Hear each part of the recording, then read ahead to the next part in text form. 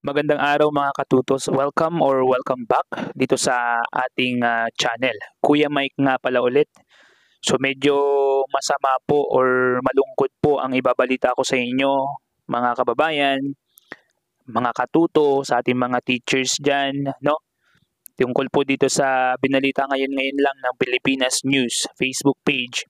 Sinabi po dito, teacher binaril, patay ng kanyang binagsak na estudyante. Okay? Agad naman na naaresto ng mga otoridad ang 20 anyos na estudyante na sospek sa pagbaril patay sa kanyang guro sa loob mismo ng paaralan sa Balabagan Trade School, Barangay Nara, Balabagan, Lanao del Sur. Kinilala ang biktima na si Danilo Barba, 34 anyos, isang guro sa nasabing paaralan. Habang ang sospek ay nakilala sa alias na Kaiser, 20 anyos, isang grade 11 student. Lumabas na dahilan kung bakit binaril ng sospek ang kanyang guro ay matapos na ibagsak siya nito sa isang asignatura. Sinubukan pa sanang magtago ang sospek, subalit nahuli rin. Mga katuto, no? Nakakalungkot naman yung balitang ito, especially sa mga pamilya or sa pamilya ng yumaong itong si Ma'am Barba, no? Dahil nga sa yumao ito sa kabila ng kanyang murang edad na 34 pa lamang. Napakabata po niyan kung tutuusin para mamatay ka agad. Napakarami pong mga pangarap sa buhay sa tingin ko. Okay? Dahil DepEd siya, DepEd teacher.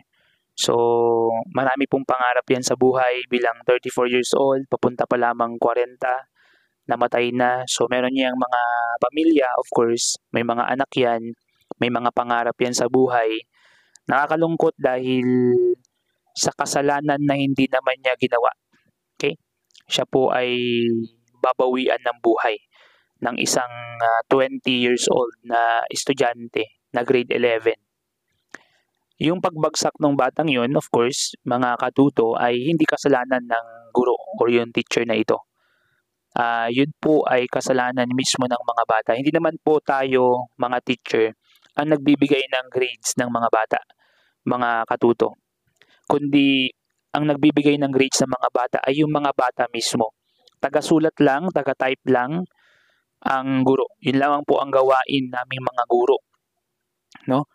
Para bawian ng buhay ang isang guro, mga kababayan, nakakalungkot na wala man lang siyang ginagawa sa batang yon na masama, or hindi natin alam kung ano yung mga iba pang mga background na nangyari, no, tungkol dun sa bagay na ito, sa issue na ito. Pero regardless of the things, no, kahit ano man yung mga sinapit ng bata sa kamay ng guro, kung sakali mang meron, hindi pa rin sapat yun na maging dahilan para patayin, okay, ang guro na ito.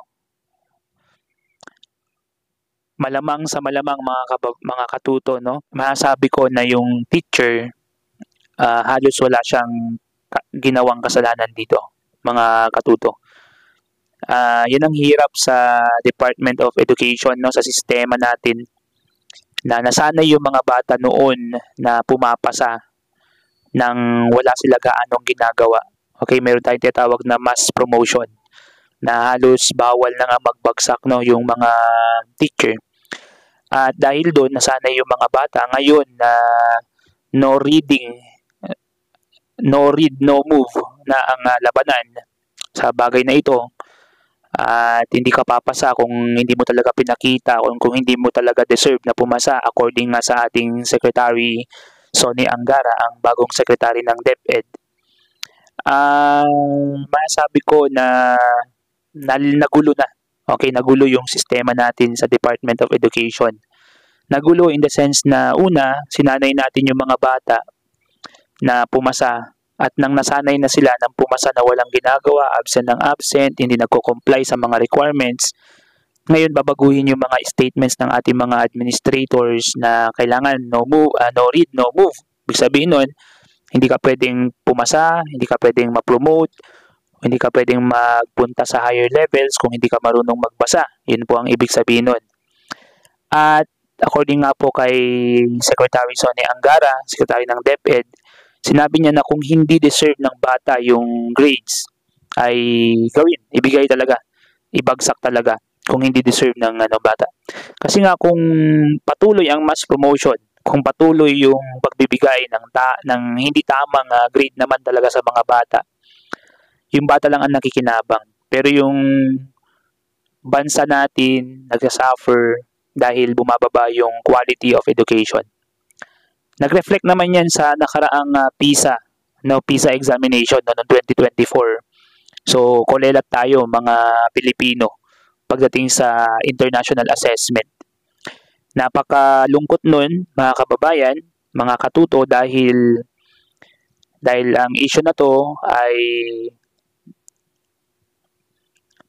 magiging dahilan dapat itong issue na to na magising na yung mga administrators natin sa Department of Education. Magising na yung mga magulang ng mga kabataan na ipinaubaya na sa mga guro yung kanilang trabaho with regards sa educational capacity ng kanilang mga anak, na dapat nauuna munang matuto ang mga bata sa tahanan bago sa eskwelahan.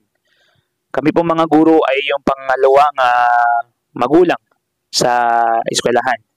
Pero kayo pa rin po yung soul or yung primary or prime movers pagdating sa educational capacity or educational preparation ng mga bata. Intellectual preparation, emotional preparation, lahat po ng klaseng preparation sa lahat ng aspeto ng human dimensions ay mga magulang pa rin po ang mangunguna dyan. Kung ano po yung ipinakita po ninyo sa bata, yun din po ang ipapakita nila sa eskwelahan.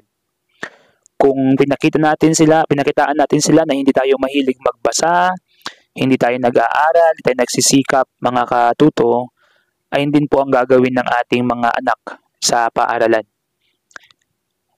May iba't ibang circumstances at naiintindihan ko po yan, mga katuto, pero sa pagkakataong ito, naawa po ako dun sa teacher na binaril, pinatay na lang.